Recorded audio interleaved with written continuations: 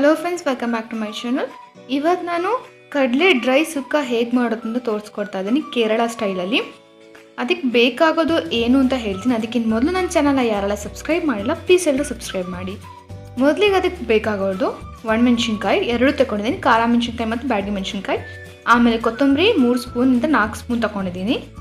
ಆಮೇಲೆ ಕಾಯಿ ತಗೊಂಡಿದ್ದೀನಿ. ಆಮೇಲೆ ಅರಿಶಿಣ, ಆಮೇಲೆ ಬೆಳ್ಳುಳ್ಳಿ, ಆಮೇಲೆ 1.5 ಸ್ಪೂನ್ ಜೀರಿಗೆ ತಗೊಂಡಿದ್ದೀನಿ.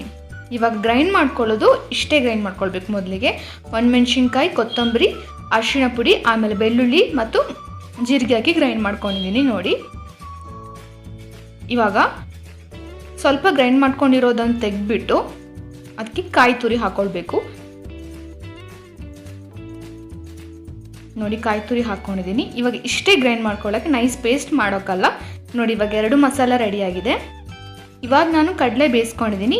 8 hours ಇದನ್ನ ನೆನೆಸ್ಕೊಂಡಿದ್ದೀನಿ. ನಿನ್ನೆ ಅಂದರೆ ಮೊದಲನೇ ದಿನ ನೈಟ್ ನಾನು ನೆನೆಸ್ಕೊಂಡಿರೋವಂಥ ಕಡಲೆನ, ಕಪ್ಪು ಕಡಲೆನ ಬೇಯಿಸ್ಕೊಂಡಿದ್ದೀನಿ.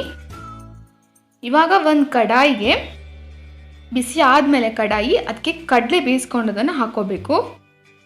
ಎಣ್ಣೆ ಹಾಕ್ಕೊಳ್ಳಿಕ್ಕಿಲ್ಲ, ಏನೂ ಇಲ್ಲ. ಫಸ್ಟಿಗೆ ಅದರ ಎಕ್ಸ್ಟ್ರಾ ನೀರಿದೆ ಅಲ್ವ, ಅದನ್ನು ತಗೊಬಿಡಬೇಕು.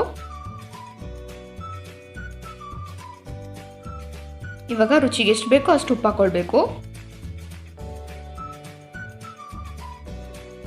ಇವಾಗ ಸ್ವಲ್ಪ ಉಳಿದಿರೋ ಕಡಲೆನೂ ಹಾಕಿಬಿಡಬೇಕು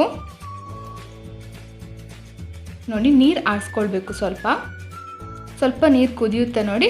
ಆವಾಗ ರುಬ್ಕೊಂಡಿರೋಂಥ ಮಿಶ್ರಣ ಇದೆ ಅಲ್ವ, ಅದನ್ನ ಮಸಾಲಾನ ಹಾಕ್ಕೊಳ್ಬೇಕು. 2 ಮಸಾಲನೂ ಹಾಕ್ಕೊಳ್ಬೇಕು.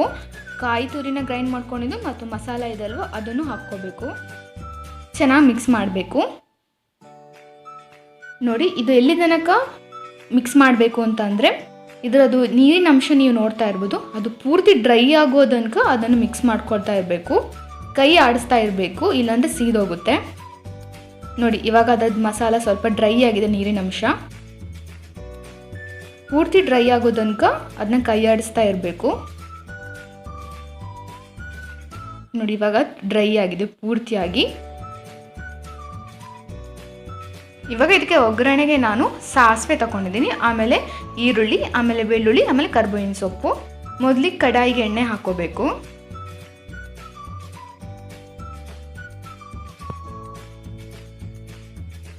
ಎಣ್ಣೆ ಕಾದ ತಕ್ಷಣ ಸಾಸಿವೆ ಹಾಕ್ಕೋಬೇಕು.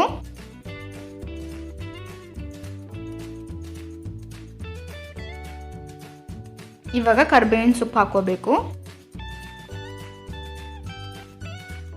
ಇವಾಗ ಬೆಳ್ಳುಳ್ಳಿ ಹಾಕ್ಕೋಬೇಕು. ಇವಾಗ ಈರುಳ್ಳಿ ಹಾಕ್ಕೊಳ್ಬೇಕು. ಇದಕ್ಕೆ ಈರುಳ್ಳಿ ಸ್ವಲ್ಪ ಜಾಸ್ತಿನೇ ಬೇಕು ನೋಡಿ. ಚೆನ್ನಾಗಿ ಫ್ರೈ ಮಾಡಬೇಕು. ಗೋಲ್ಡನ್ ಬ್ರೌನ್ ಬರೋ ತನಕ ಫ್ರೈ ಮಾಡಬೇಕು. ಗೋಲ್ಡನ್ ಬ್ರೌನ್ ಮತ್ತು ಇನ್ನೂ ಸ್ವಲ್ಪ ಕೆಂಪಾಗಬೇಕು, ಆವಾಗಲೇ ಇದ್ರ ರುಚಿ ಜಾಸ್ತಿ ಆಗೋದು ನೋಡಿ. ಈ ಥರ ಆಗಿದೆ. ತೆಂಗಿನೆಣ್ಣೆ ಹಾಕ್ಕೊಂಡ್ರೆ ಇನ್ನೂ ತುಂಬ ಟೇಸ್ಟಿಯಾಗಿರುತ್ತೆ. ಪೂರ್ತಿಯಾಗಿ ಫ್ರೈ ಮಾಡ್ಕೊಳ್ಬೇಕು ನೋಡಿ. ಇವಾಗ ಕರೆಕ್ಟಾಗಿ ಇವಾಗ ಫ್ರೈ ಆಗಿದೆ, ಈ ಥರ ಆಗಬೇಕು.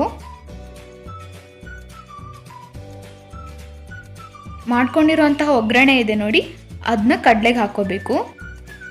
ಚೆನ್ನಾಗಿ ಅದ್ರಲ್ಲಿ ಮಿಕ್ಸ್ ಮಾಡ್ಕೋಬೇಕು. ಗ್ಯಾಸ್ ಆಫ್ ಮಾಡಿ ಆಗಿದೆ, ಗ್ಯಾಸ್ ಆನಲ್ಲಿಲ್ಲ.